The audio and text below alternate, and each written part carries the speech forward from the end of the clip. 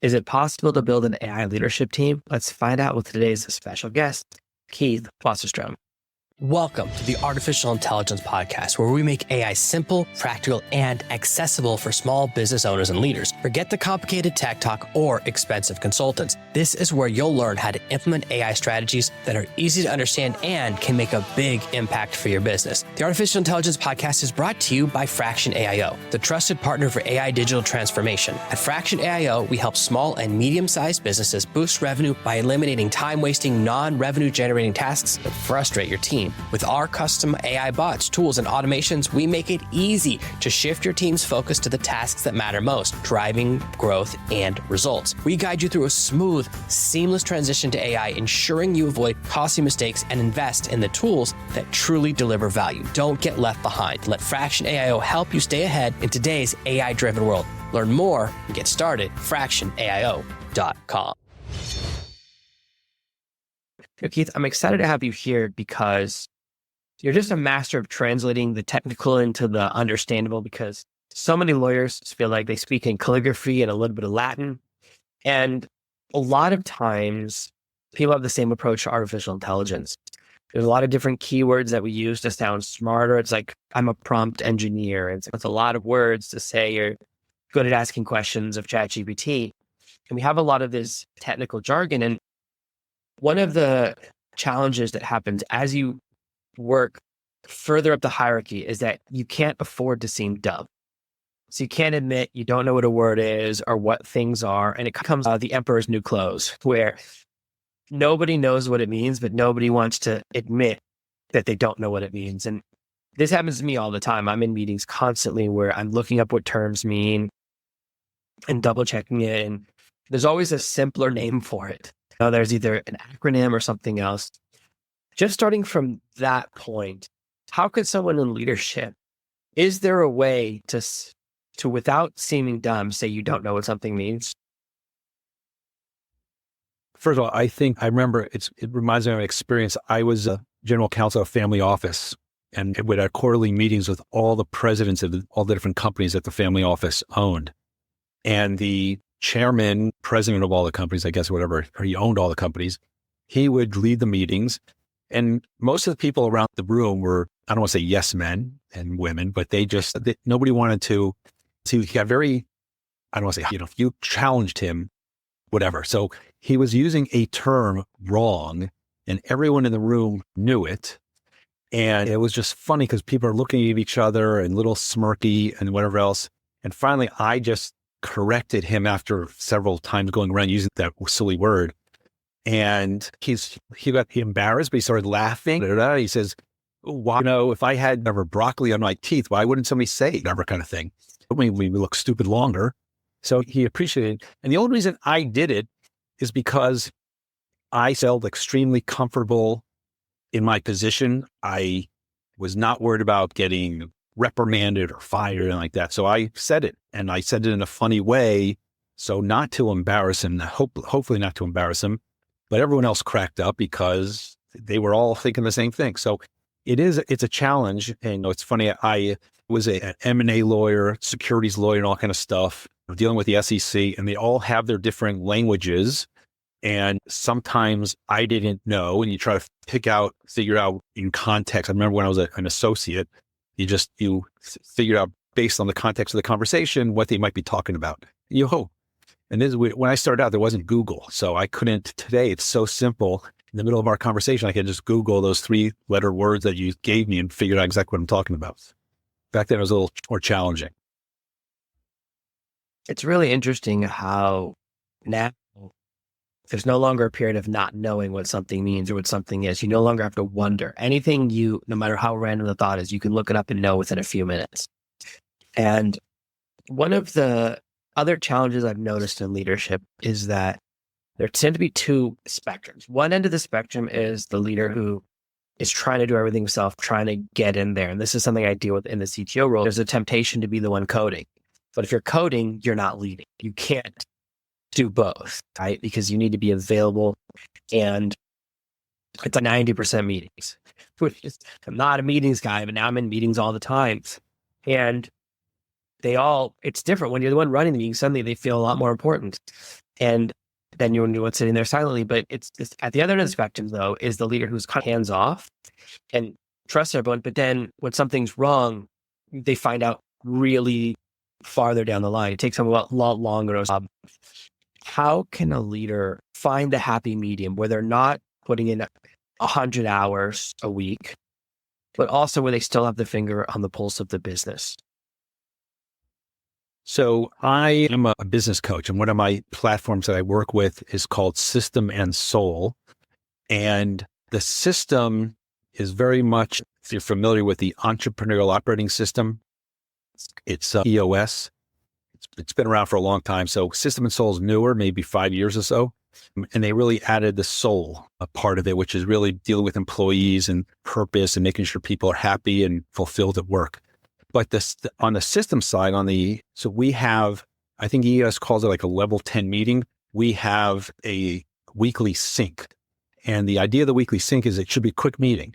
Sometimes they do it standing up to make sure it's quick. And the idea is you go around the room, and again, every week you're meeting. And so you say, these are the things I need to accomplish this week. And at the next meeting, you just say, these are the 3 things, it's yes and no. I did number 1, I did number 2, I didn't do number 3. And then if that goes on for a long time, you're not getting to number 3, at some point the leader has to realize, okay, what's the problem with number 3? Is it a personal problem? We need that done. And you said you were going to do it last week and the week before that. Why aren't you getting to it? And it could be there are other, like sometimes the leader puts on other priorities on top of those things. And I know that happened to me, and I would sometimes ask, I said, okay, you wanted me to do this. Is this more important than this? And are you having that communication, which a lot of times there does not exist. So these weekly syncs are really good. Just make sure everyone knows what they're supposed to do this week. And if they're accomplishing it, accountability, because that's the thing that the leader needs to see, who's doing what, who's not doing what. And if they need help, a good leader would say, how can I help you with that? I see you haven't gotten to three weeks in a row now. How can I help you with that? What do you need from me? What resources do you need, or something like that? So those kind of, if you have that kind of a quick meeting, because nobody likes meetings. There's a funny thing to talk about, how if you look around the room, that 8 people in a room all making, $200,000 a year kind of thing, you're spending a lot of money on meetings. So we try to cut those out as make them more efficient. You literally read my mind. Every time I'm in a meeting, I look around thinking about how much is this meeting costing me. That's one of the big differences between an entrepreneur and someone who's gone up through the ranks, right? Because when it's your own business, you're thinking, this meeting's costing me $2,000 a minute, or $2,000, even $2,000 an hour. And it's like, is it worth it? And it changes. It's so different than when it's not your own money, or when it's like the corporate credit. It's just like people spend more on the corporate credit card than their own credit card. And It's amazing how much your mindset shifts when you start thinking about, like, rather than, is this meeting worth my time? Is it worth everyone's time? And I've heard this saying that, like, if someone's not allowed to speak at a meeting, then they don't need to be there. Because I do see some of these meetings that are just too many people. And it's like, is the purpose of all the people there just so someone has to listen to you? And one of the kind of challenges to navigate is, which also you brought up, which is great, is like knowing the real priority tree. Because I've seen some businesses where everything's an emergency. And when everything's an emergency, nothing's an emergency. And I see there's another version of this where there's multiple scales. Like sometimes it's a scale of 1 to 10, and sometimes it's a scale of cold to hot. And it's like, can we just use one scale for everything? Because I sometimes work with clients and I don't understand their emergency scale. So I'll say, on a scale of 1 to 10, how big a deal is this? And if they keep giving me 10s, I know something's wrong, because it's not. I'm like, here's a 10. There's a tiger in the room with you is a 10. You hear a tiger in the hall, that's a 9. Tiger outside the house, we're talking 7. Where there has to be a scale, because tiger in the room has to be worse than tiger outside. And this is something where, because I feel like this can actually establish a culture of like red alert. So, when a ship's in trouble, they go, okay, we're battle stations, red alert. You can't be at red alert all the time, because people's nerves get frayed. People can't be giving 100% attention. And this is one of the struggles, because as a leader, you want to get everything done. And I've been there too. As a leader myself, sometimes I'm like, I want everything to get done on time. And one of the things you have to deal with is that it never gets done as fast as you want. Something always happens, and sometimes it's your fault. You say, work on this project, or you distract someone. All you have to do is give one wrong hint about a future project. You can throw off everyone. So you have to, I've done this myself recently. So just realizing that, as we enter this world of artificial intelligence, a lot of CEOs, a lot of leaders know they want it, but they're not sure why. We've gone through this a few times.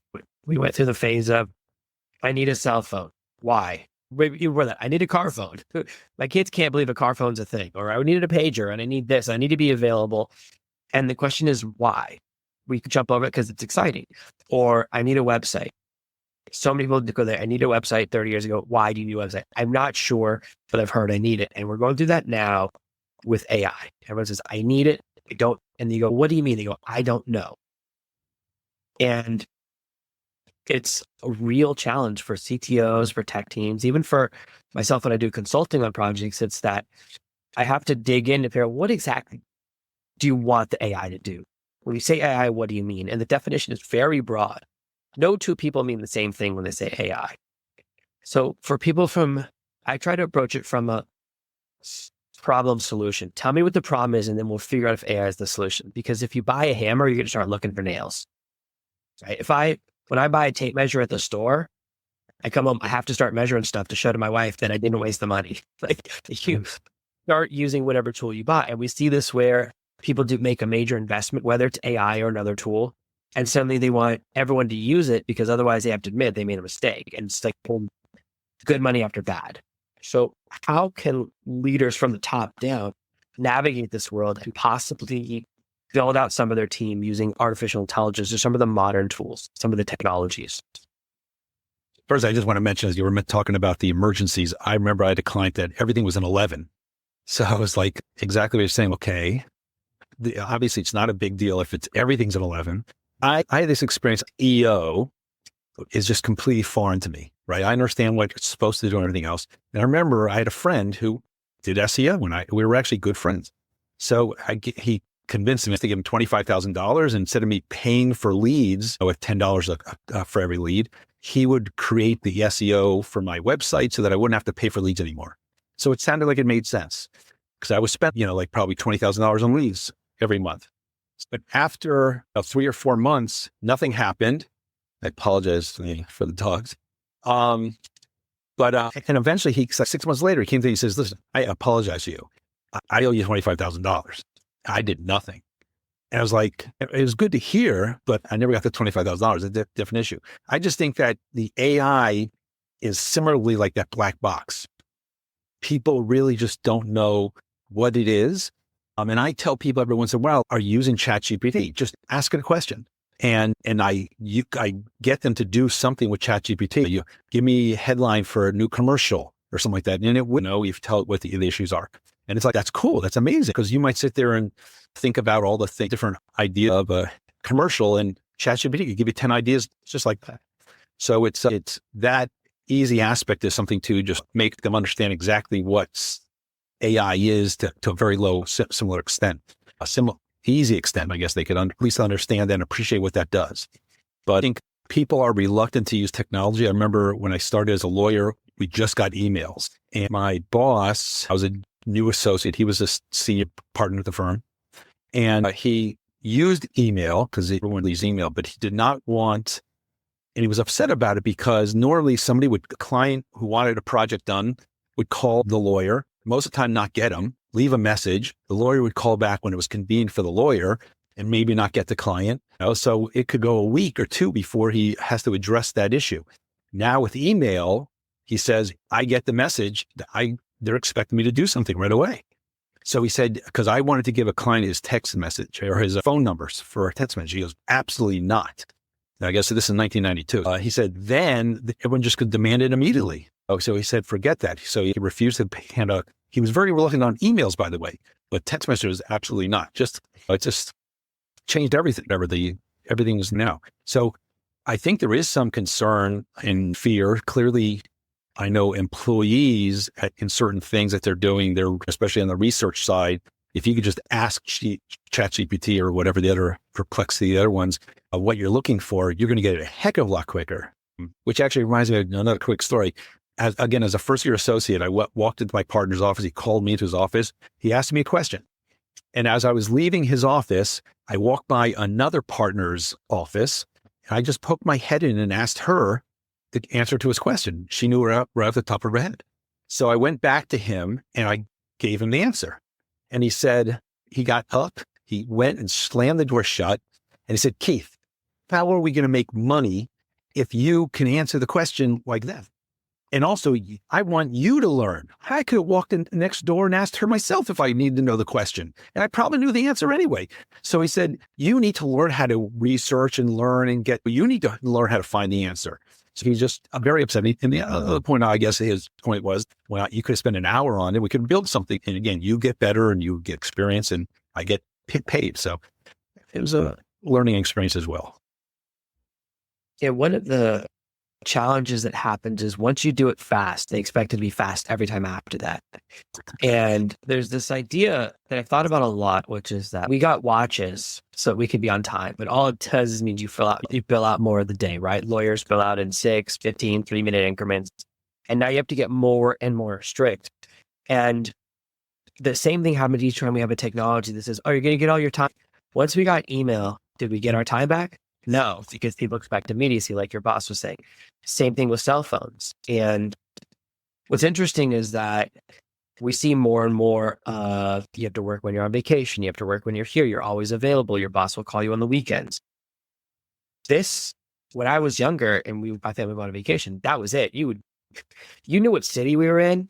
Like you would scoot hotels asking for the names to try and right now you still have that immediate access. And it actually had this negative effect. I see this with a lot of employees. But you do something fast with AI, and now rather than you getting more breathing room, there's just expectation for you to deliver 120%, 130% every day. So it doesn't make things better. And I see this a lot. We talk about efficiency. Like you're not really, if I help you with AI and I can get you to be more efficient to where you get 5 days of work done in 3 days, you're not going to take a 4-day weekend. You could, or you can make a little bit more money. And that's one of the challenges is that with all of these tools, especially if we promise more free time, we have this drive that causes us to put in more time and still put that pressure behind us. Is there a way to navigate that? Because I see one of the challenges that your employees get burned out or they feel that too much pressure because really, he did it in 1 minute once, he could do it in 1 minute again. Yes. One of the things I sort of coach on is the work-life balance. And we try to use these new technologies, which is today AI. And also a lot of people, there's this whole thing that my old boss at the family office, he would spend his entire Saturday signing checks for every single one of the employees. He had 1,000 employees. And one time I remember I used to be one of the last people at the office, but every once in a while he'd be in the office when I left. And I'd always say goodbye. And I'd say, listen, why are you working so hard? That guy's a billionaire. So he said, Keith, I have 1,000 people that are counting on me. And he really felt that pressure of if something happened to him or one of his businesses, people would be unemployed and not get checks, not feed their families. So he really felt that pressure. So something I really try to focus on is if you think you could do everything the best in the office, but if you could find somebody else that does it 75% as good as you, delegate. Take that task off of your plate. And now you have more free time. Now, again, trying to convince people to do the right thing with that free time is a challenge. I had one client who hired me because he was very successful. His business was phenomenal, but he just had a wife and 2 kids and one on the way. And he says, I want to spend more time with my family. I said, I can't do it. So there's this whole idea of having a visionary and an operator, somebody that actually gets stuff done, the guy who has all the big, great thoughts. So he was the visionary, but he was also the operator because when you start your new business, you're typically both. So I found him an operator, somebody who manages the medical office because he was in the medical field. She took half of his plate task off of his plate, and he had more time on his hands. The problem that he had was he started opening up offices in other cities. So I joke with him, like after the first year, I said, look, it's a good thing you hired me and not your wife, because for you, I might be successful, but your wife, I'm a complete failure. You're not spending any more time with her. I only used to speak to him when he was in an airport. It's 100% a problem. I guess that's maybe a different problem. Like you say, you choose, I want to make more money versus I want to spend more time with my family. So that's a choice thing that we never even got into with that conversation with him. But I'm sure his wife's going to have the conversation with him.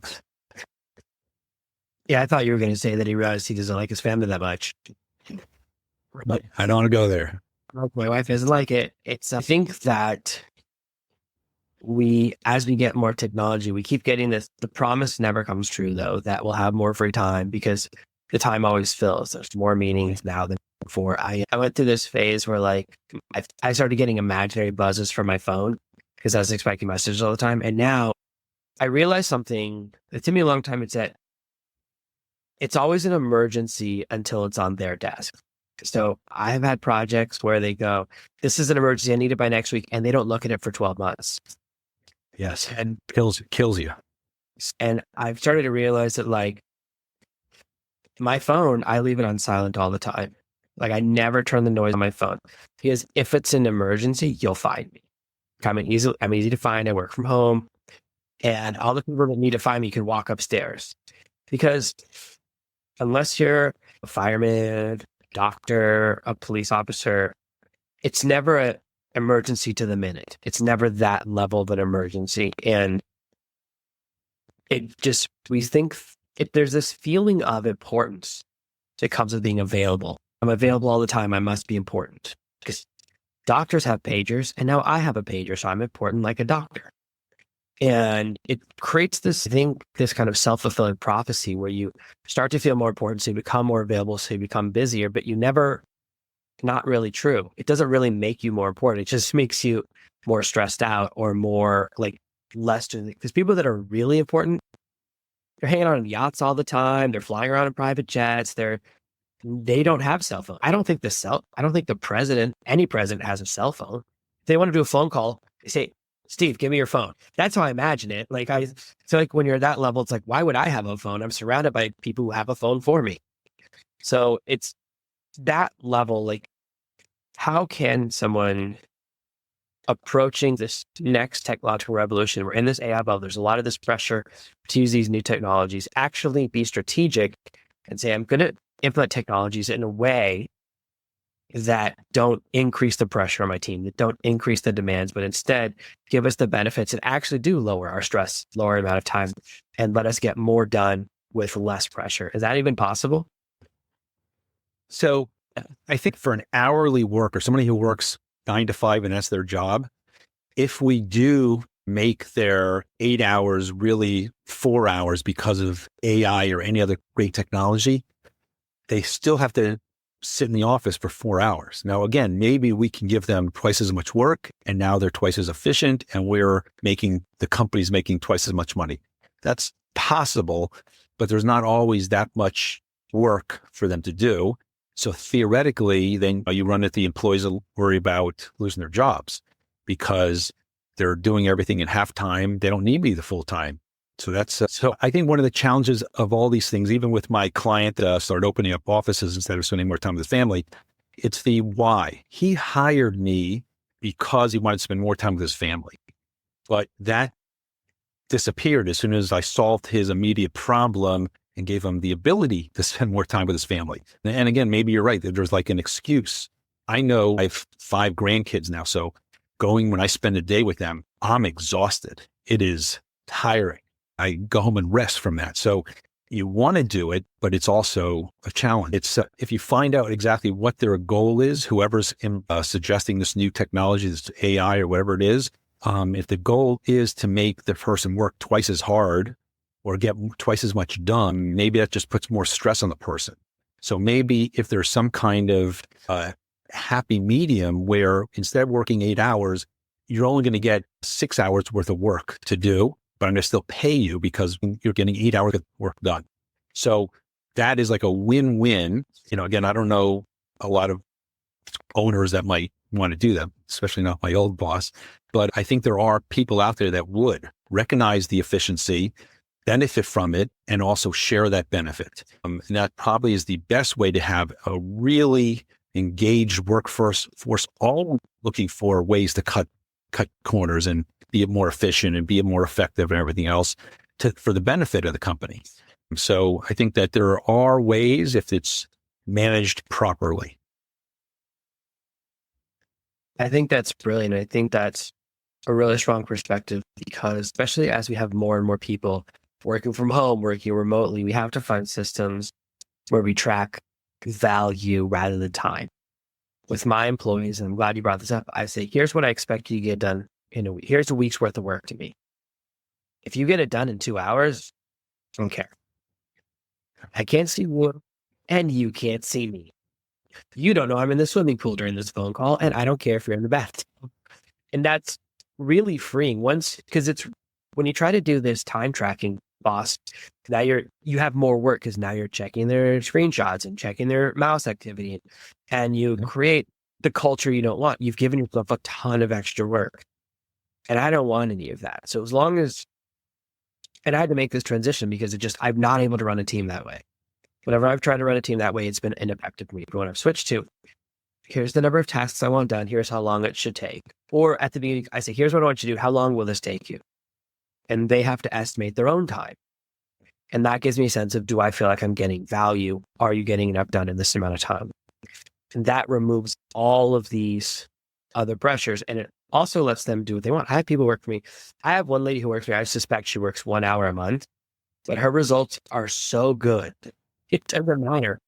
She doubles, her numbers double every month. I go, I don't know what you're doing, but I also don't care. Why would I look inside that magic box? It's like, it's always double. That's great. So I think you've ended on a really great point. For people who want to know more about what you do, Keith, they're interested, maybe they want to lower the pressure in their own lives and they're kind of feel a little bit of that stress. How can they find out about you, connect with you online, and maybe just learn more about the things that you do? I appreciate that. Yeah. Again, it's Keith Wasserstrom. I'm at corporatecounsel.com. Corporate Counsel. It's corporatecounsel.com. As a former lawyer, that's where the counsel comes from. And I have a lot of really good tools. I have a call right now in 15 minutes with my system and soul team. And every week we get together, all the coaches, and we learn a new tool, which are really help us on the culture side, the purpose and the making sure people are happy going to work and all kind of stuff. So I love to share those with people, and free consultation. Happy to see if I can help before we get engaged. But I also love helping people. Amazing. I'll make sure to put the links in the show notes and below the video for people watching on YouTube. Thank you so much for being here for another amazing episode of the Artificial Intelligence Podcast. Thank you, Jonathan.